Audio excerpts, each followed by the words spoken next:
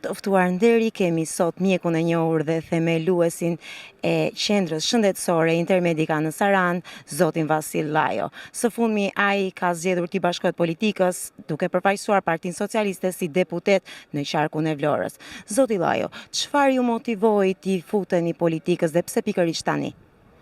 Po mendoj mbas një karriere kaq të gjatë mjekësore, ka ardhur momenti që të jap dhe unë kontributin tim në sferën sociale dhe shoqërore, në sferën e qytetarisë, dhe pse jo në gjithë zonën në të cilën unë e kam shkelur atë gjatë gjithë viteve të mia të punës si mjek. Dhe mendoj që është momenti sot që së bashku me qytetarët e mi të ulem dhe të kontribuoj për këtë qytet që unë këtu kam lindur, këtu jam rritur dhe këtu kam dhënë gjithë kontributet e mia mjekësore. Me qenë se ra fjala për qytetin tuaj, cilat janë prioritetet të cilat ju i keni vendosur vetes për zonën e Sarandës, Konispolit, Himarës, Finiqit dhe sigurisht minoritetit grek?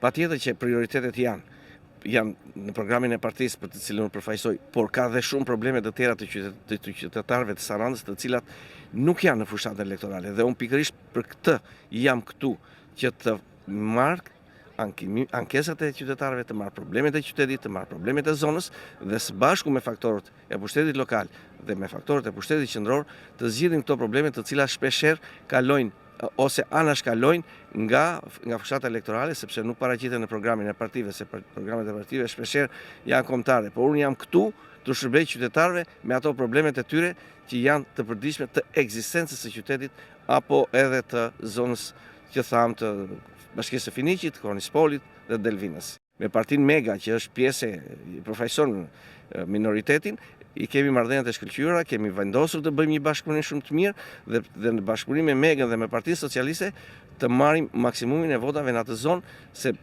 ajo zonë ka dhe problemet e veta për të cilat unë do të jem pjesë e shtrimit të këtyre problemeve dhe pse jo edhe e zgjidhjes së problemit që ka kjo zonë. Por nuk duhet të ngelem vetëm në zonën e minoritetit. Unë jam një djalë i cili çamërinë e kam shkelur me këmbë në vitet e rinisë time, kur mbarova mjekësinë.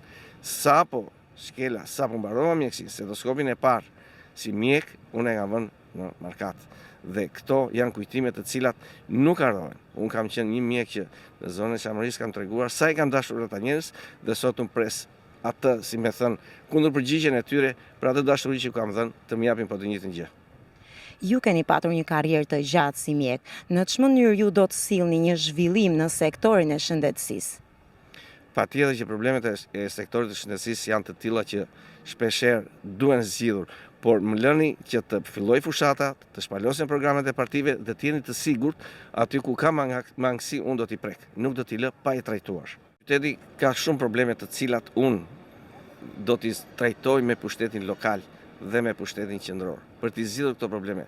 Dhe një nga problemet e mëdha të qytetit që i dhëm qytetarëve janë trojet për të cilat janë ndarë në mënyrë pasazhimi, si më thënë. Vinte një kryetar bashkie i ndante, vinte një tjetër i anullonte, i rindante prapë dhe me radhë. Dhe ka mjaft qytetar që i kanë thjesht si dokumenta në shtëpi, por trojet e tyre nuk i dinë sepse ose është bërë padrejsi në vitet në vazhdim nga pushteti lokal, ose organizimi jo i mirë i këtij pushtetit nuk ka dhënë mundësinë këtyre njerëzve të gëzojnë atë çka ata e kanë marrë. Megjithatë, unë besoj me bashkëpunim me pushtetin lokal dhe në bashkëpunim me pushtetin qendror, këto gjëra unë do t'i trajtoj dhe do mundoj të bëj maksimumin për t'i zgjidhur. Unë do të kem kurajon ta ngrej këtë problem. Nëse të tjerët i anashkalojnë ose përtypen jo po kjo jo, unë nuk erdha në politikë nga politika. Unë erdha në politikë, do përfshihem politikë si mjek, si profesionist dhe do të vazhdoj dhe si qytetar i Sarandës. Dhe do të vazhdoj të trajtoj problemin për qytetarët dhe me qytetëri.